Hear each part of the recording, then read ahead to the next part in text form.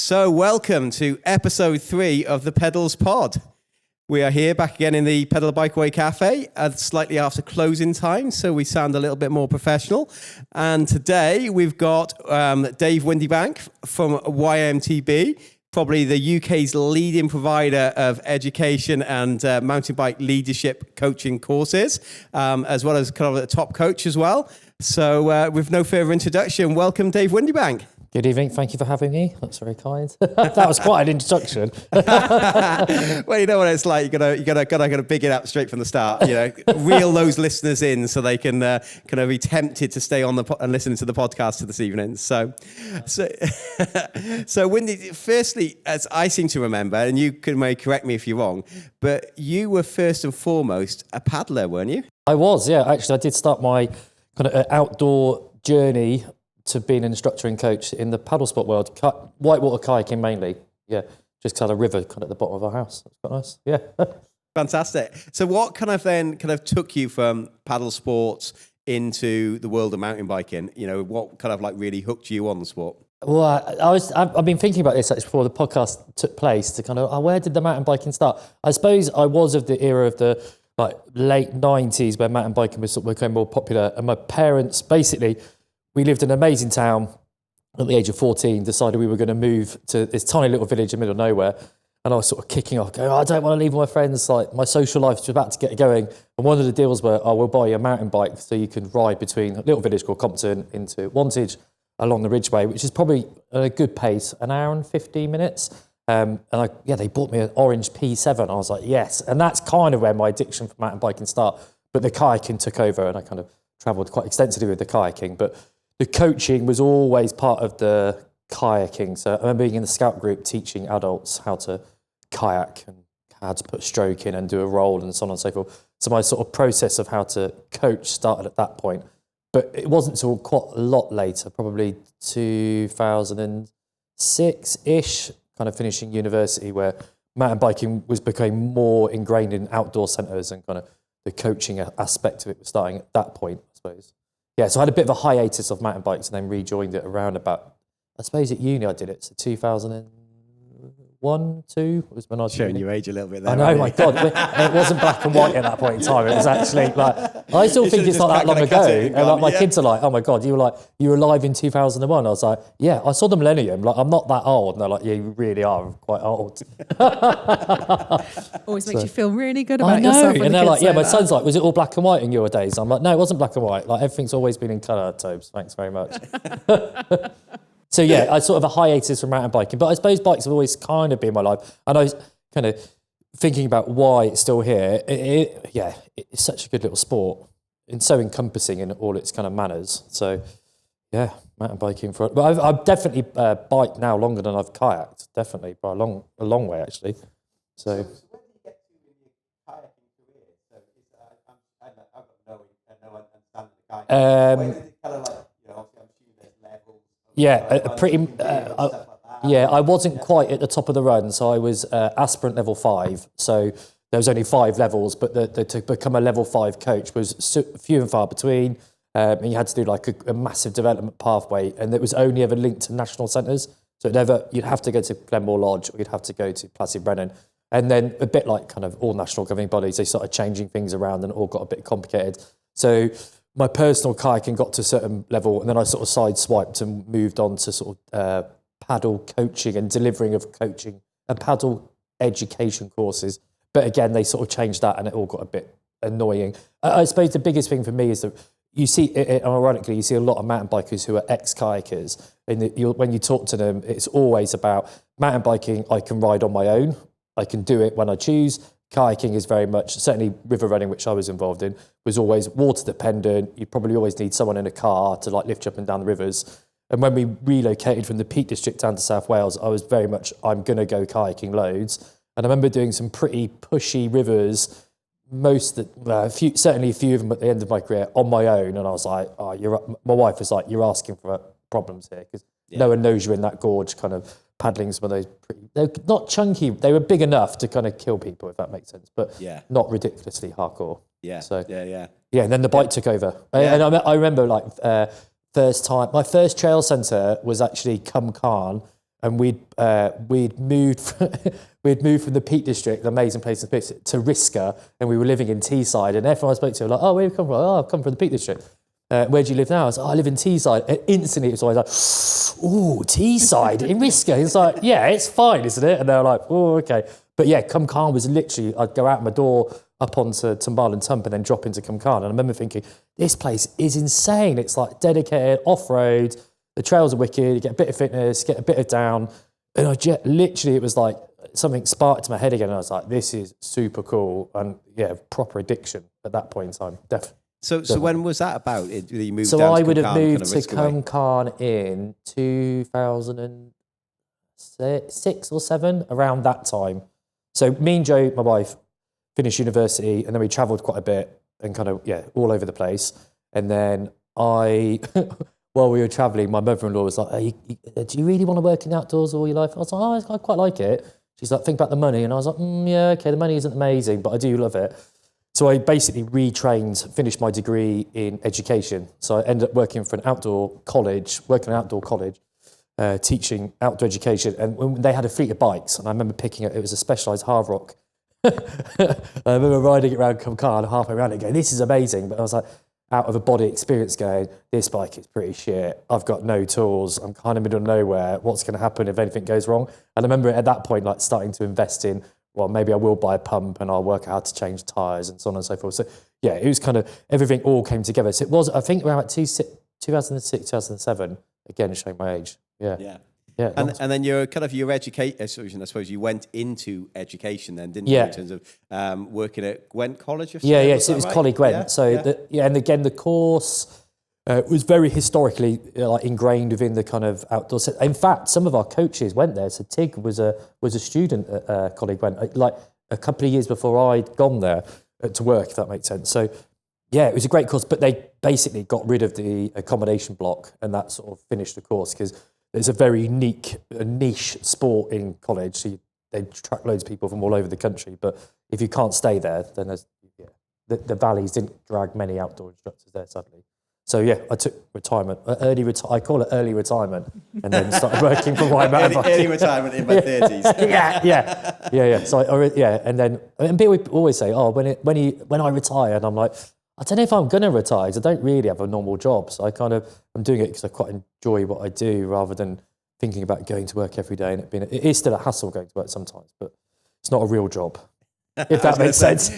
Most people will probably say you've got the dream job in terms of you get to ride your bike pretty much every day. You know, you get to coach people or educate people in how to become mountain bike instructors, how to become mountain bike coaches, and obviously coach and guide people yourself. So it's kind of like almost seems like I a dream do fully job. agree. I suppose the only downside would be, let's go December 2025, the amount of water that impregnated all of my kit would probably say it's not the most dream job in the world. But there's worse things to do with my time for sure. I have to say, how many washing machines have you gone through? Because I know mine hate washing the kit over winter. I've got a deep secret. So essentially, I've got a Troy Lee jacket and Troy Lee trousers, and they're just my waterproofs, and they basically go on. Those never get washed. They just stay on a drying rail in my garage. They dry, and then my kit actually gets washed. But I just shake it, and all the mud comes off. It's a good system. That I like it. you might not see me coming, but you can smell me coming. Well, top tip there for mountain bikers everywhere: don't wash. Yeah. Well, actually, it is that without going into the technicality of waterproof fabrics, actually, like overwashing them kind of can kill them. Yeah, can't for it? sure. So, when you're using them day in, day out, actually, spraying them off, perhaps letting them drip dry is far better for the fabric and keeps them running sweet as well. The good thing about being at the trail centre is the trail centre is designed to get rid of water quite quickly, so you don't have that much standing water. We get far worse in the Brecon Beacons where it's like the water hasn't been manufacturally pushed away. So the trail centre is good for water management and not being massively muddy. So talk to us about how Wye MTB came around, because obviously you're working at Collie Gwent, and then I know a little bit of a lot of obviously the background, but you started to do this kind of, I guess, in a little bit of your free time to be able to start to do the education. Yeah. Is that right? So it's how would you describe it? So essentially, when I was working for the first organisation really to take ownership of mountain biking, or certainly off-road mountain biking, off-road cycling, was Scottish Cycling. And this started about 25 years ago, where they were considering the outdoor centres were becoming. Outdoor centres were using mountain bikes more and more, and they needed a qualification to sort of protect their leaders or coaches. So I got involved with Scottish Cycling at that point in time. And one of the things they said was, you can't really just we can't just pay you straight into bank account. You need to set up a separate bank account for tax purposes. So essentially, Wye MTB was born for tax reasoning, really. So I just called it Wye MTB, his bank account. And I generally, and I'm still doing it, love deliveries. It wasn't actually about the money. It was more just about kind of standing in front of people and kind of sharing the passion that I have with off-road cycling and kind of groups. So it started at that point in time. And then I've been involved with Scottish Cycling probably from then, quite a few years. British Cycling weren't really interested in off-road cycling or mountain biking at that point in time. We could argue they're still not massively keen on it now, but never to say that they were very much on the Olympic pathway of London. So they were sort of funding they were funding Scottish Cycling. That's where I was involved. But then I can't remember what year we actually moved across to the British Cycling, but basically, like all qualifications, it needs to be updated. There was some slight nuances that needs to be sort of quashed. Sort of the use of technology has become increasingly popular.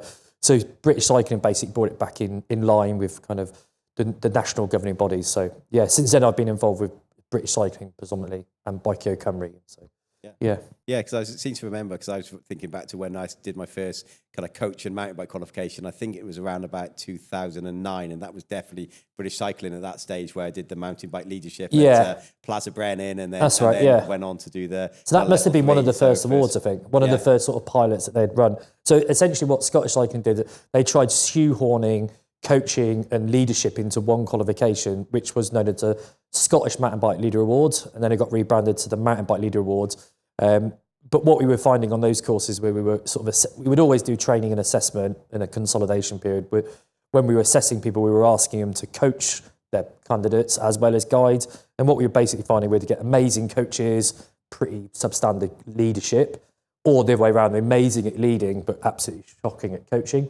And probably about that time, the outdoor sector generally made a big decision that the skill set for a leader or a guide is very much different than what a coach is. And we've seen that trend sort of follow on for the next few years. So Mountain Training have done a Paddle UK, I think they're called now, or British Canoe Union. They've split it. So very much there's a leader pathway and there's a coach pathway. So I think it was right to do it. And it kind of worked when British Cycling took over. Because obviously British Cycling had their, oh my God, what was it called? What was the coaching pathway called? Level 1, level 2. Yeah, level 1, level 2, discipline-specific stuff. So you can qualify as a coach, and then they had this separate, obviously, scheme then to become a mountain bike leader, which was kind of like quite cool because it was quite new at the time for British cycling. And wasn't it said it was obviously inherited from Scottish cycling and developed, but actually, it was like that was suddenly a nationally recognised qualification that's, and it has the MGB behind it, I guess, has a little bit more weight, doesn't it? And I think the big thing that people always talk about different qualifications, what's one of the main niches of the national governing bodies? They're not really there to generate money. They're there to make a sport safe and regulate it. So that's kind of where the award system works really well, because when we deliver the British cycling stuff, it's not my criteria that I'm working from. It's British Cycling have created it with a workforce of tutors that kind of said, well, this is what's current best practice. This is what's sort of fading out. So we are delivering kind of someone else's product, if that makes sense. But it's verified and done elsewhere. But we're still the outsiders within British cycling. Everyone's still like, oh, gravity, mountain bike. Oh, you roughy tufties.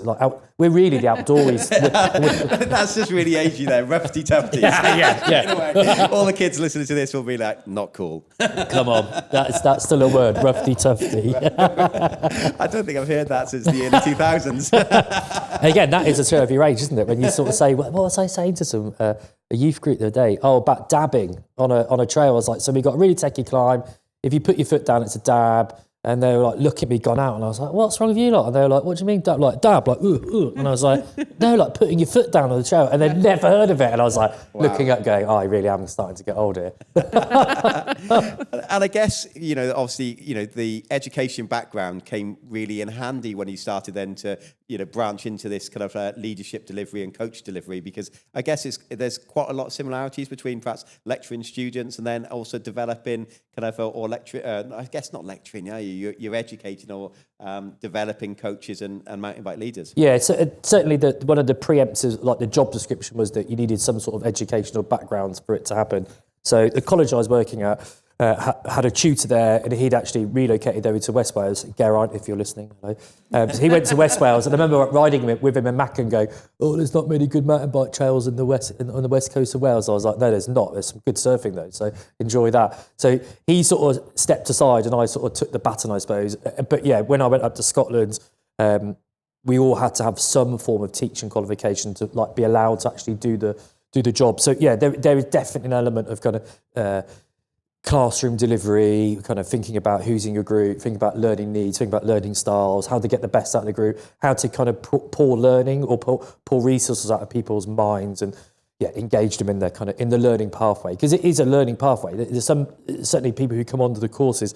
Some of them are very biased and like, oh, I'm an amazing mountain biker. I'm going to be rad at this. Rad again.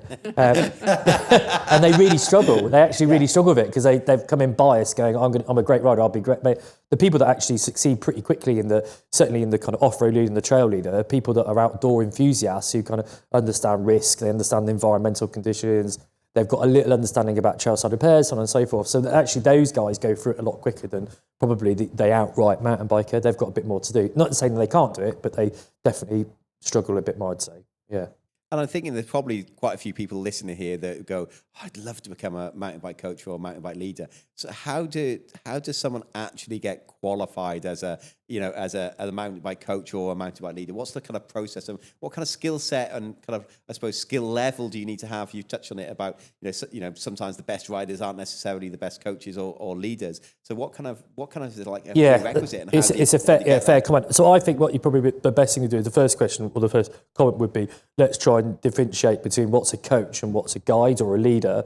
And British cycling over the last few years have certainly tried to make that pretty clear with how the pathway's been designed. So I would say leading or guiding is taking a group of people and taking them from A to B in a safe fashion. If there's some issues with their riding style, we're probably going to adapt it, give them a little bit of, like, inverted commas, golden nuggets of information, could call it coaching. But it's not about making them a better rider. It's making sure they're safe, effective, and actually can move through the trail network. And the way that the sort of health and safety executive sort of consider that would be in terrain that you're going to be operating in. So kind of low level, kind of mid level, then the mountains. And that sort of sits into kind of like, I suppose you could call it level 1, level 2, level 3. Or the way that the kind of the sector's moved into is thinking about where you're going to be leading. So, and the terms are now off-road leader, trail leader, and mountain bike leader.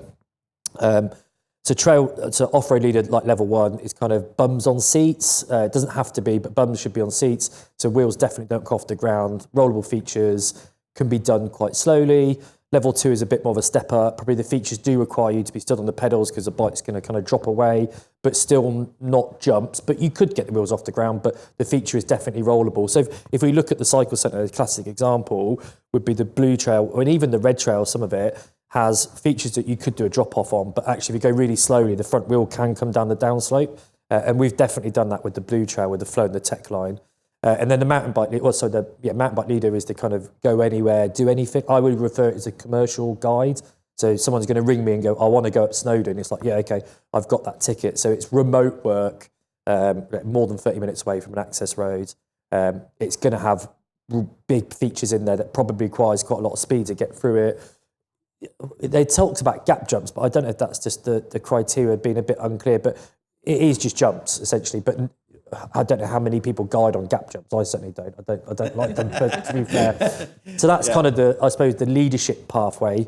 And then the coaching pathway is very much about kind of developing riders, probably in a fixed location. So the Cycle Centre again plays quite nicely to that. So like little fodders and stuff like that, the coaches that we've got within the club is they're kind of designed to take a young person from point A to point B and kind of look at the skill set of doing that. And British Cycling, fair play, they've got a pretty good pathway where, I don't know how many years do you reckon they ran the like level 1, level 2 discipline specific for? God, I was trying to think when it got faded out, but it was a good probably, I'm going to say at least 15 years. I was thinking it was pre-2008, so probably I'm thinking it was around 2005 as in that kind of build up to Beijing. I know they got more resources, started to develop a lot of the coach material, and it definitely ran until obviously it only changed fairly recently, didn't it? So it must have been 15 plus years. Yeah, and actually the old pathway, the like level 1, level 2 discipline specific, as it got towards the end of its life, was becoming pretty archaic and kind of frustrating, certainly for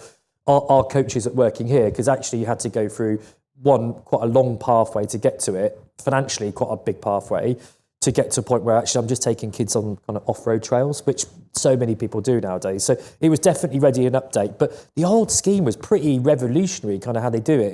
It was the idea of kind of taking a club and making someone ride lots of different vehicles on cycling, so curly handlebars, flat handlebars, road, track. And we've seen, like, we've got some amazing kind of, well, international athletes, world athletes that have gone through the old British Cycling Go Ride scheme. I think that's probably the best way to describe it. Like Hattie and kind of people like that. So that's been amazing, but things have changed, the technology's changed, the desires of what people are doing. The Trail Centre is kind of a classic example of that. The majority of people, their first experience of riding a mountain bike now is in an off-road environment. It's not going to be in a park or anything like that. So the system needed to change, and rightfully so it has. So I think we now refer to it as the Off-Road Leader Awards, which is, again, you can decide what, not level, but what discipline you want to look at. So I obviously specialise in off-road, but there's a track course, there's a road course, there's a speedway course. There's a whole different thing. So if you've got a niche, I don't know, if you live in Newport and you're on the velodrome, you'd go into a introduction to coaching track, I think it's probably called, where we do introduction to coaching off-road. So knobbly tyres. Yeah, it's quite good fun. Yeah, it's good. Cool. And you've touched on it a couple of times. There's obviously the sport has massively evolved, from the time that you've been involved in it, kind of educating and coaches and mountain bike leaders. So how has that kind of, I suppose, changed the environment in terms of that you have to operate in? And There's obviously some really key challenges there. Suddenly, we see it at the Trail Centre, for example, all the time. It's like the first bike is an e-bike, and suddenly they can get access to all the trails, and whether it's black, I can just right at the top of the hill, I can drop into that trail, and then they get themselves into trouble. And I'm sure and we've also got this problem with that people sort of turn up here, well signposted, well advertised as a kind of off-road environment, and experience, if you want to call it that. And we know through the research that's been done in the outdoor sector that as soon as you pay for something, aka parking, you expect a reasonable duty of care with regards to the trails. So people are turning up V-bikes and all sorts of different bikes and having an experience of their time. The problem that we have is that we really only ever talk about the accidents that are happening, but I don't how many thousands of people ride here per year. Like, it's ridiculous. It's nearly 400,000 riders at the Trail Centre here in the Forest. And there's only one ambulance that come every weekends. So actually, statistically, that's quite strange. But reality is, that there isn't that many people hurting themselves. It's just, unfortunately, we see that more than we see how many people kind of come in and out of the trail network.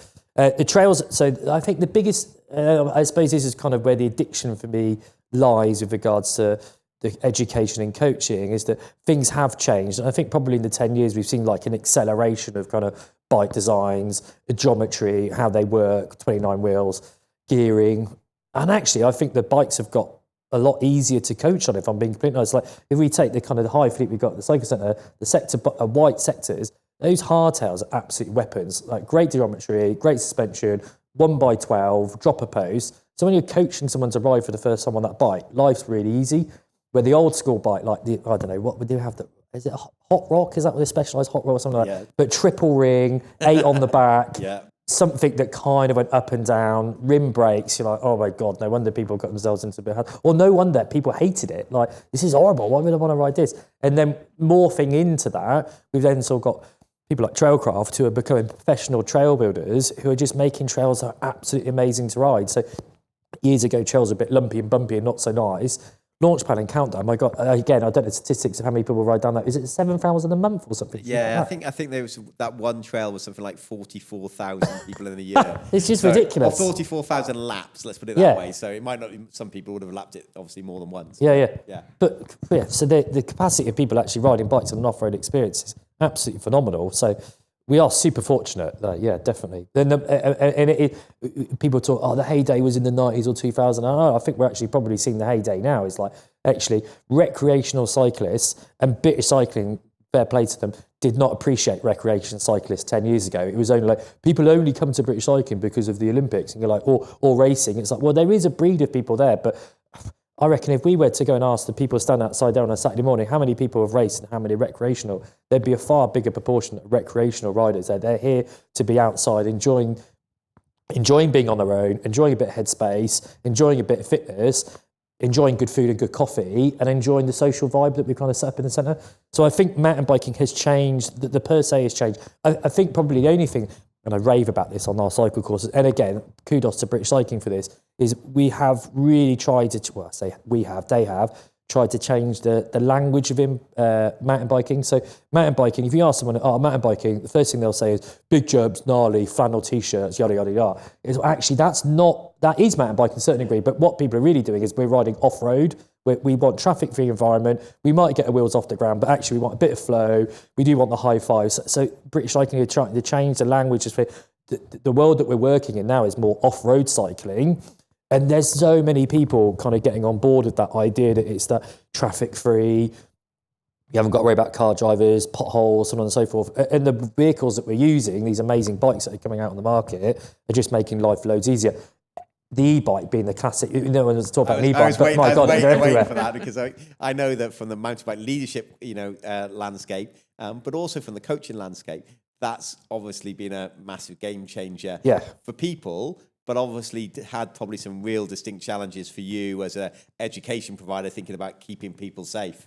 Yeah, I think so. I was quite. I remember years ago we rode remember that Christmas we went on the the orange bikes around the Monmouth, and I remember thinking, my God, that was a 2-hour lap if I was pedaling my normal bike. We did it in like 58 minutes. I was like, holy moly, things have changed. Like, these are going to be here. The reliability, however, took a long time to catch up. I think British Cycling were a bit hesitant to kind of move on with them. And I think if I was being really honest, 5 years ago, I was saying to British Cycling when we were writing the new awards, going, look, we need to really include these bikes. So they're here to stay, they're not going anywhere. But hand on heart, we probably have to be rewriting the criteria now, because the speed that e-bike development's changed has been absolutely phenomenal. So, and it still seems to be going at the same pace. To a certain point, I've kind of lost track of just how fast it's going. So I think fast charging's here. Batteries are probably going to be stuck in bikes. The torque that's coming out of the batteries and so on and so forth. But British Cycling have kind of accepted that they are a tool that is being used within the kind of guiding world. So the only thing they've kept it to off-road leader and trail leader, so level 1 and level 2.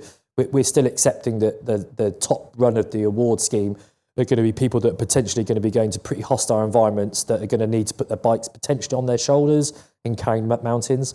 And we see people go, oh, no, that's fine, I can definitely do that. And then when you sort of look back halfway up, Snowdon or Helvellyn, they're like, oh, I don't know if I want to do this. Yeah, you don't want to do this on an e-bike because they're heavy, however you place it. So 25 kilos on your shoulders, 25 kilos on your shoulder. Oh, squat that in the gym. You're like, oh, yeah, of course you do. But do it for an hour and a half, with the rain beating in your face. So I think British Cycling are right to keep the e-bike kind of, they were amazing bits of equipment. And you can actually go through your whole award scheme, and you can still guide on an e-bike. You don't have to prove that you can ride an e-bike as part of it. But I think keeping it out of the top run is important, because, again, if we're up in the Highlands of Scotland, you're doing a lot of river crossings and kind of water immersion in the motors and so on and so forth. The technology is definitely improving. But for coaching, however, they are an absolute game changer.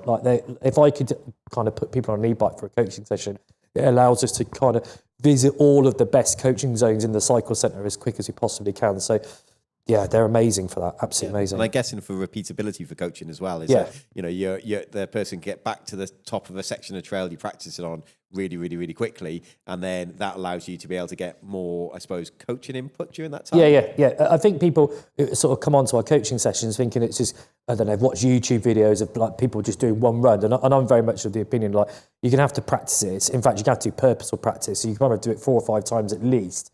Watch a bit of video, a bit of feedback, and then go again. And I think a lot of people are like, oh my God, I'm doing this quite a lot. And I'm like, well, you've got to, because we need to see where you are and so on and so forth. So the e-bike allows for that to happen.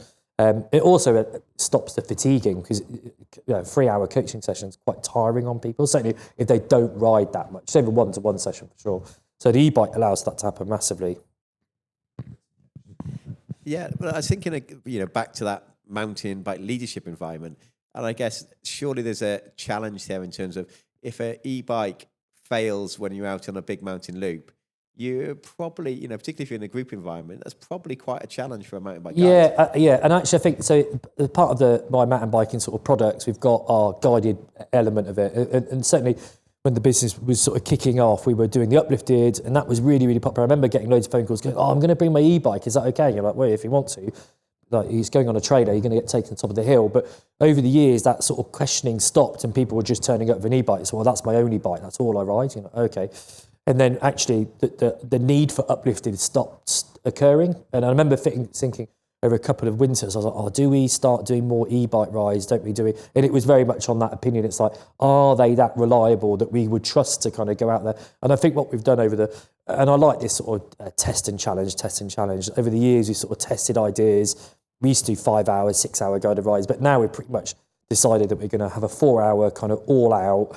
Anyone can turn up, pretty much any battery size, and we should be okay within that 4 hours. Obviously, our guide workforce has kind of upskilled themselves on kind of briefing about batteries and maintaining stuff and high cadence and all that sort of stuff that comes in line with an e-bike. But they also need to be aware that there's batteries on derailleurs now. There's so much could go wrong, but actually they have got super reliable. But you are right, that is definitely part of that sort of risk assessment.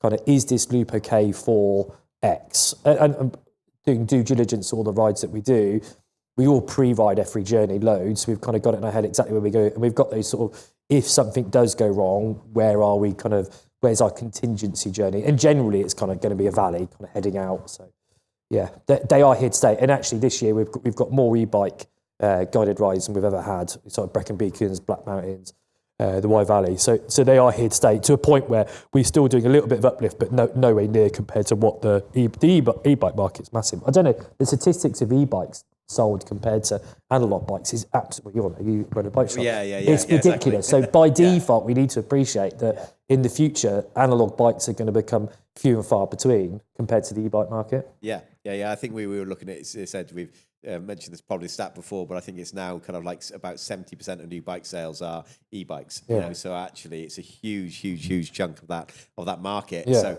I could see a future probably over the next, 5 or so years where, we see very few analog bikes around anymore. And by analog, I mean pedal bikes. Yeah. Because actually, the majority of people have probably changed over. Yeah, for sure. So, and we'll all have like long little tashes and we'll be twiddling them with like short things. And that will be the kind of niche people go, oh, you're on a little pedaler bike, are you? You're like, yeah, I am. I still love it. And actually, people would say to me all the time, like, what do you prefer, your e-bike or your analog bike?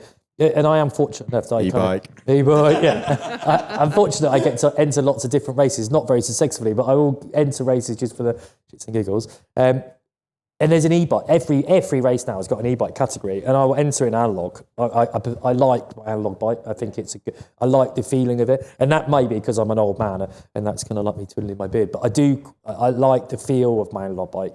I still love my e-bike. Don't get me wrong, and it's definitely got a place, but it is very much of those. That's the bike I'll go to. If that makes sense. So the one I'll travel with. I mean, to be fair, for me, with an e-bike, I find it can be quite heavy. Yeah, I don't have the natural strength of men to be able to like push it over. No, I agree. Yeah. So I much prefer my analog as well. I mean, not for climbing hills, don't get me wrong. Yeah.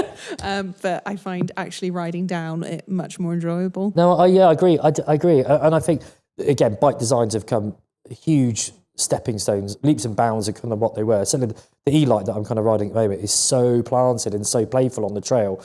But I still like my E160, my T160. That's the bike I'll go to. I was going to say, I like defaulted E160. maybe default I actually am more into my e-bike than actually my trail bike. You never see a grumpy e-biker though.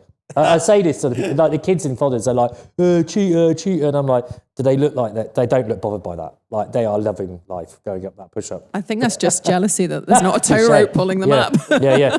I do wonder, we obviously are starting, I sort of raised it with forestry a couple of meetings ago, it's starting to dissolve now into the kids riding e-bikes. And I still am a bit unsure about how does that work? Should they do their time on a normal bike, on an analog bike before they do the e-bike? I don't know the answer to that. Yeah, and again, I guess some of that is going to come down to legislation, isn't it? Because for sure. Ultimately, like, the UK guidance or UK legislation says under 14s can't ride an e-bike. In the same way as, an e-bike has to be restricted to 15.5 mile an hour. So when we're using public land, that's what we've got to stick to. So I'm doubting there's much of a market there for a kids e-bike until the UK law changes. Yeah, I think Specialized have got a couple out there, but there's also, what are the like the Rev and Go kids bikes. I saw a couple of kids on that recently. Yeah, I know. God, Forestry. I saw posts about forestry. but this is where we're sort of seeing the blurring of lines, aren't we? Where it's kind of like, is it an e-bike or is it a electric bike?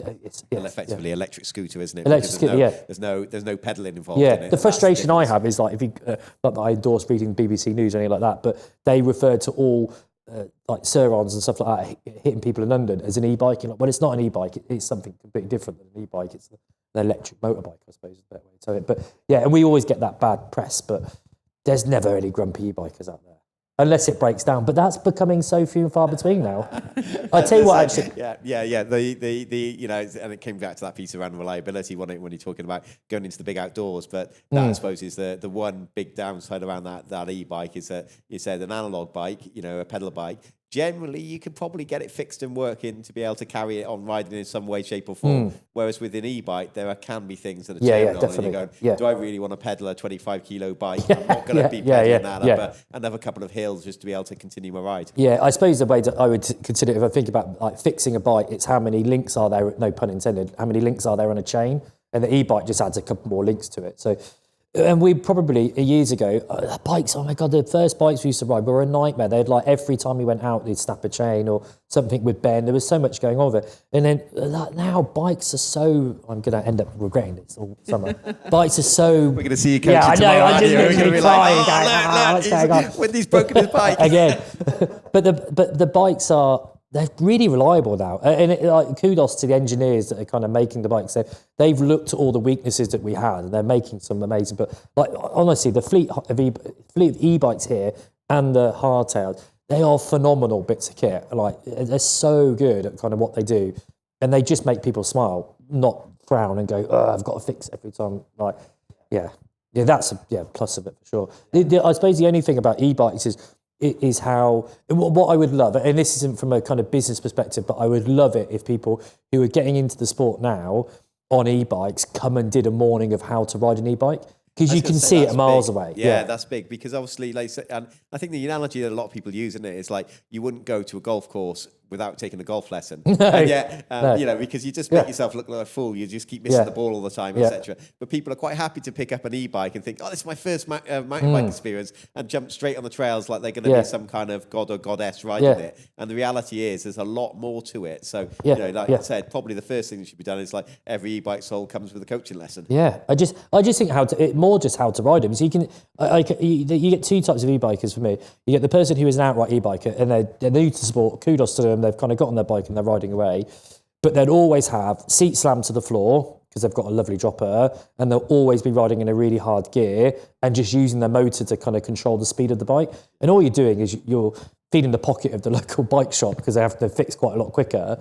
But actually, you'd get loads more out of the bike if the saddle was up. It'd feel comfier, so on and so forth. Whereas you get people like us who are kind of analog riders, we appreciate the saddle needs to go up, we appreciate gears, we appreciate cadence. So I would just love it we could do more of that. And I suppose the other thing that is more frustrating kind of in a coaching format working with younger people is groups of e-bikers don't appreciate how fast they're travelling through the network. So, and I've been in that world. Yeah. So That's the big piece, isn't it? It's the trail etiquette piece in terms of being able to go, oh, hang on a second, I'm travelling at 15 mile an hour going uphill, whereas actually there's going to be little kids riding bikes that may be only travelling at 2 or 3 mile an hour up the same climb. Yeah, for sure. Actually, that's a big difference in pace. It is massive, And I think if they're not educated, so they don't know or they don't appreciate it. But mountain biking definitely seems to be very much like a pet pack mentality. I don't know if anyone's noticed that, but they ride in twos or threes and they kind of buzz around the channel, which is fine. They're having their social time. Well, again, that's one of the benefits of an e-bike, isn't it? Is that you can ride with your group of mates probably all at the same level, and you just change the power mode. Whereas obviously on an analog bike, what tended to happen if you're riding with the same group of mates is you probably get spread out over the hill, over a climb, because obviously you had different levels of fitness. Certainly through the years of guiding, what I've noticed is a generalisation, is that hills will split people up pretty quickly. Descents, most people, certainly riding buddies, will do descents in around about the same time. There may be a little bit of a gap, like a minute or two, but if you did a 20-minute climb, that could really split a group up pretty big. And I think that's where the e-bike packages we've got is quite unique in the sense of we know where the climbs are. It's like, right, we're going to put it in red, we're just going to blat to the top, amazing views, we'll drop again, blat it. And it's just preempting what people are going to do. And I think the big thing we've got at the moment, certainly the unique selling point with the e-bike packages we're offering, is we're really holding people's hands from the trail centre and moving them into the outdoors. So we're just saying that to a classic one, remember the Gap Ride, an absolute classic in South Wales. That's already one of our most popular e-bike guided rides this year. And I'm like, I haven't even delivered one yet, but we've had loads of bookings because people want to go and ride that really iconic route, which is the Gap, but it's got an horrific, hour climb. But on an e-bike, it's like 20 minutes of fun. So that's where it's, That's where it opens the sport up, isn't it? Because ultimately, the less barriers to entry you have, the more likely it is that more people are going to take up the sport, which obviously then brings probably a bigger market, which means it's great, the more coaching opportunities, more guiding opportunities, that stuff as well. Absolutely. Yeah, we've definitely seen a growth in that sector, if that makes sense. Definitely. So, yeah, they're cool. They're very good at it. Cool. And I think it'd be wrong of me to be able to go for this interview with a podcast with you without mentioning that your daughter has got really successful in hasn't she? But she's also just fallen off, so that's good. No, she's back. She's back. That was pretty Christmas card. So obviously Frankie is that's I suppose another aspect for you, isn't it? It's been you've got this athlete that's coming through that's started to perform at a super high level. So Frankie, fair play to her. Kudos for last year, kind of winning overall, was it British Downhill Series, and then second, third, fourth time at Fort William, then taking national champ. So she gets to wear the British jersey kind of on her sleeve this year, which is pretty cool. Yeah, it's definitely kind of a proud dad moment, kind of watching her do that. But I think, and we all know this, having our kids, with Frankie and both our children, we were never massively pushy into kind of go and do that. We just let them do as they please. So Tobin, my son, absolutely not into biking at all, which is cool. He's into his rugby. And Frankie sort of just guided our way through it. But again, I think what we're seeing with Frankie and female participation in the sport is this is the heyday now. We're seeing it. Kind of the girls have got little clusters of girls that walk around the centre. They're high-fiving. They're all rad. It's amazing. And I think that, again, it comes from like mini downhill races here. It comes to little fodders. It's just making it normal that girls do ride bikes. And I think years ago that was not the case. That was definitely not the thing. So yeah, it'd been amazing to watch her. And kind of, I was pretty burnt out at the end of last year though. We did a lot of riding last year, but she's into GCSEs this year. So fair play. She's got focus, kind of get her GCSEs done. So yeah, we're still going to be out doing stuff. I've been looking at my diary going, oh my God, that looks pretty crazy. I guess priority is GCSEs, and then as I'm looking back, I can remember when I did my GCSEs and I was like, now I'm a pro bike racer for like 10 weeks. Yeah, well, that is definitely Frankie's opinion. So we've got a race in, where we're going to be. We're going to be in Slovenia for a bit of time, and then we're going to be in Austria for a bit doing some testing. And she's like, oh, all my friends are going to be Mounatin. And I'm like, yeah, okay, that's like that side of Europe. And she's like, yeah, can you just drop me on the way home? I'm like, are you joking? It's like 14 hours. And I showed her on Google Maps. She literally dead planned. She's like, that'll be fine. I was like, well, it will be for you because you're going to sleep in the back of the van and I'm going to have to drive around the north tip of Italy to get you to Mounatin to go. But again, fair play, kudos. Like the whole Mounatin vibe is pretty cool. And like last year, she got to ride with all her friends and they're all girlfriends. It was amazing to watch. And they were pretty rowdy on the hill. I mean, we were doing like plenty steeps, and I sort of said at that point, oh, I'm not into this. And I was like, actually, I can't keep up with you. That's why I left. That's what I'm not into this really means. Yeah. And they were just on a mission. But again, it's having that community of female riders that they're all equal. Yes, it's like amazing to watch. It is a collective, yeah. One or two like-minded individuals, and I think this has always been a challenge with a lot of sports, isn't it? Is that like if there's only one or two girls or women doing it, then they always find themselves quite isolated. And what's been really good, I know, for Frankie, is that there's been a group of them growing up that are all into it. So therefore, it becomes the norm, and they kind of like they all bounce off each other, they all learn, they all. But that's kudos to the club though, because that's come from a grassroots cycling club built in the forest. Like we made a choice to move here, and we made a choice that we were interested in the environment that we're living in and working in, and actually that's been a really good place for our kids to grow up and kind of learn and develop and become amazing human beings. But the club has been the catalyst for that to happen. And what I said to everyone at the club is that, 14 is the age that they're going to move on to the things. And 14 is also a big drop-off of participation in sport.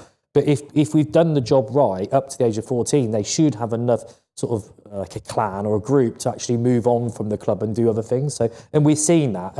And if you go to like a British national, be it an enduro or a downhill, there is a good cluster now of females at the site. It was awe-inspiring watching the female take over here over the summer. It was super cool to watch it. The vibe was amazing. Yeah, and I know it's just, we just had the mini downhill the other weekend, and then you look at the categories there, and I think he had, Chris Roberts had 100 youth riders. Yeah, I know. That's like 100. Yeah. You think there's only like, whatever it was, 250 riders in total, of which that under 18 element has just become massive. Yes, so it's the youth, and obviously what's been great to see is that, they'll be having sometimes 10 female riders in a category in that age group, and you're like, wow, this is grown from where you turn up and you'd be the sole on the podium, and likewise, perhaps with the youth boys, you'd also have like 20, 30 maybe, but now to have 100. I'm still looking for races where I guarantee myself a podium. Just saying that. That's what I've been doing the last couple of weeks. That's easy because you just need to be over the age of 18, don't you? I have honestly been right. What other podium can I stand on this summer? But I think but it is cool. The thing about the whole participation in the sport and kind of the youth market and kind of the rippers and so on and so forth, it's not one single thing that's led to that. It is a combination of lots of things. So it's making the sport more accessible. Bikes have got smaller and cooler. Trails have got better. And then we talk about in our coaching sessions that 10,000 hours makes you a professional or an expert. The kids are doing that pretty quickly now. And we're sort of seeing people like Jackson and... what's the other lad? The one who bounces everywhere. Anyway, they're doing that really quickly. So when they're hitting kind of junior programs, that they are already experts. They've done their hard time, but that comes from clubs and all sorts of stuff. I think there's a bit more that we could do. Like certainly, sort of travelling around Europe, sort of looking at other federations of cycling and kind of how they do stuff. So New Zealand, you are not allowed to take part in races unless you're part of a club. And I think that's quite a good little vibe because you can keep an idea of what's going on with the club and you can sort of pinpoint where that child's going to go. And I think what we're going to probably see in the next 5 years is an acceleration in world-class athletes who are super young. I think we're just going to see a shift going. Yeah. Well, he says, if you're getting 100 at youth level, there's going to be a higher chance that you're going to get some really good talent starting to come through. So what would be the youngest child that went down that hill at the weekend? What would be he's introduced a new under 8 category, so there's 7 and 8 year olds. Imagine riding down that at 7, ski running. It's like 20-inch bikes, boom, down the hill, and you're like, wow. They were ripping down there as well. And then obviously traditionally it was always the rippers, wasn't it? It was the 10 to 12s was your entry point into racing. But we've seen so more kids now. So many kids get into the sport, at a younger age, 5 upwards. That actually, by the time they get to that level, they're already competent enough to be able to do a black downhill race, which is just mad. And again, it is the bikes and it is the trail design. So the trail network we are super fortunate in the Forest team that the trail network we've got here, both at the centre and kind of in the close proximity, is just mind-bogglingly good, and it just allows for really safe off-road riding. And if you want to push, you can. If you want to go fast, you can. There's everything here. We are super, super fortunate, and I think. Sometimes I fall out. I'm like, I don't appreciate just how good it is. So we're coming towards the end of the podcast now, and I just wanted to kind of pick your brains in terms of saying, if you were an aspiring now mountain bike leader or coach, what top 3 pieces of advice would you give them? Come and do a course about Wye MTB.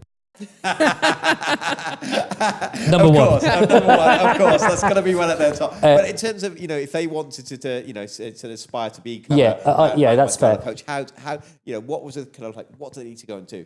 I think they need to go and have some adventures, and I think that's the key to it. Is kind of go and do something a bit wild, that's a bit out there. So the trail centre is amazing for honing the skills and kind of becoming a good, efficient rider. But you really don't sort of learn until you push yourself into kind of those harsher environments. I'm not saying being unsafe, but go and have an adventure that's outside of potentially what some social media is telling you to do. So. It was outside your comfort zone. Yeah, comfort zone. If you're outside your comfort zone, I guess you're pushing your level. And I've been outside my comfort zone the whole of this session. Just saying that stretch and challenge model we use loads in our coaching. Yeah. So to get better, you've got to stretch yourself. Yeah. And I think a lot of people sort of live in a bit of a comfort zone with regards to I'm pretty gnarls. I can do GBU. I can do all the whips across that. And it's like but that's adventure. There's an element of challenge in there. There's a definite element of skill. But to be a good mountain bike guide, people don't want to see you do that. They want you to be safe. They want you to be effective. They want to pick your brains about kind of what are the best trails here, there, and everywhere. So definitely going to have an adventure. What else would I do? I'd ride with loads of different people, as many people I can get my fingers on, because that's good to just have different social groups and different challenges. And then I would go to different areas, because it's like we're so fortunate having the Wye Valley where we are. There's a great riding community, but you go to like Innerleith and it's a completely different vibe, and there's so much going on there. And you go to the Highlands of Scotland, you don't see anybody, but the views and everything's amazing, and kind of gives you the shudders down your back of like, this is amazing. I suppose the big thing for me, certainly, and I still think myself as I'm an outdoor enthusiast rather than a mountain biker, is having that first experience where you see nature and you're like, oh my God, this is amazing. Like, that is a kind of life-changing experience. I remember being in North Wales and that happening. But that's the sort of thing people need to get into, because, yeah, it's no question about it. It's a dream job. However, it does like to rain a little bit in Wales. So I spend a lot of time being wet. There are some groups I don't get on with. There are some people that frustrate me with their coaching. The classic coaching point of, oh, I saw this on YouTube. You're like, okay, yeah, that's great. But I'm trying to give it in a different format, so making people appreciate that. But sometimes we get that comment of like, oh, I watched it on YouTube and I watched this, and you're like, okay, yeah, that's cool, but are you here to be coached? Because I'm here to give you some coaching tips, or are you here just to sort of go through the process of being coached? That's sort of falling out of fashion, but certainly the kind of early days when I was younger, maybe, that people would go, well, I've seen this on YouTube and they do it that way, and it's like, well, okay, that's fine, but just being open, I suppose. Open mindset. That's a good one. Growth mindset. Growth mindset. That's what they want, isn't it? Growth mindset. Yeah. Ultimately, you said you've got to keep learning. I guess you suppose is and evolving, haven't you? So you've got to be able to pick up bits of knowledge where you can. Yeah. And actually, you said someone might be doing it great on YouTube, and then you said that element you touched on about different riders. If you're riding with different people, you see different stuff, don't you? Yeah. And that really helps you in terms of your coaching or your and I think that's probably where my coaching I've enjoyed most about my coaching is kind of even last year thinking to myself like different ideas and different theories and different thoughts about actually how people develop and learn, retain information has become more into my kind of idea. The growth mindset's a massive one. That fixed mindset's another interesting concept. But yeah, I think that's what makes me tick, is that kind of that part of my job, if that makes sense. Being gnarly isn't so much of my job. I'm not very good at it. Flipping it, sorry, on the on. other side, talking about mountain bikers, what's the one mistake you see mountain bikers make all the time where you're just like, I wish they would come and get just a couple of hours of coaching? Droppers. That's probably the biggie. So I spend a lot of time on the blue qualifier. There's some good turns on there. And it's kind of the first time people are sort of riding down a bit of trail. But yeah, they spend £6,000, £7,000, £8,000 on a bike, and they're riding down quite a technical bit of trail with the saddle right up their arse. That's been such a big game changer to us. So, and for actual safety purposes, I mean, no one really talks about it at British Cycling, but being able to get that seat out of the way is a real big safety feature, because you're just not getting the saddle kicked up the arse. And people don't go out the front door as much as they used to. Again, bike geometry and brakes and so on and so forth. But yeah, saddle up the arse is a biggie. Massive. Learn to use the technology at your fingertips. Yeah. But I've just even here doing like guided rides to school groups, it's kind of, I remember sort of talking about how to use the gears and tripled rings and so on and so forth. Now it's like, right, you've got two levers here, that makes it hard, that makes it soft, choose the gear that you want, and the one on your left-hand side is going to take that saddle up and down. Choose where you want to have it. And by the kind of within probably 45 minutes, they're pretty efficient at using the saddle up and down, and they're pretty good at their gears. God, I still see people not how to use their gears now. It's like you've been riding for years. So, yeah, gears. Cool. So finally, then, what are you most excited about now for the next couple of years, either for Wye MTB or for mountain biking as a whole? Oh, that's a good question, actually. Where am I going with this? I told you to get me write these questions down, guys, so I could have them ready before we got going. What am I excited? Right, okay, so very much as a father, having someone involved in the sport, looking forward to watching Frankie and what she gets up to. There's no pressure on what she wants to do, but we've got kind of another 2 years of kind of pretty hectic riding kind of all over Europe. So I'm really looking forward to that. I am generally really excited about kind of what's going on with the World Series or World Cup. I do think it's been a bit awkward, the changes that are happening and so on and so forth, but I think we're going to see more professional sport arise from that. I do think we're going to see like a the IXS European Cup become an income generating race series for not quite World Cup riders. That's pretty exciting to sort of see that. And we've seen this in sport all the way through: football, F1, everything it filters down. And what we're going to end up seeing, we're kind of seeing it here, aren't we? 100 rippers. So that part of the sport is going to be interesting. So that's interesting. The competitive element of it. But I suppose I'm still me personally, very much into the sort of recreational, journeying, kind of enjoying kind of riding my bike. So yeah, just riding my bike more, I think.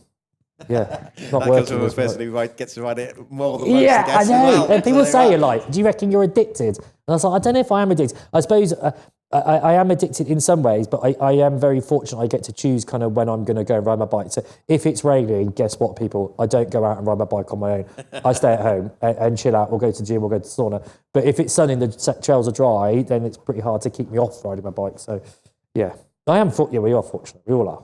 Yeah, Brilliant. Well, thanks so much for your time this evening, and hope you've enjoyed the Pedals podcast. And feedback and comments, as always, most welcome, because we want to keep improving this, and we want to hear what you want to hear, listen on the podcast. So drop us your comments, and And check out Wye MTB on all social links. We'll put some links in the podcast. Oh, we might even put a discount code in, so if people want to put some coach. Brilliant. All right. Thanks for your time, Windy. Thank you, guys. Cheers. Thank you.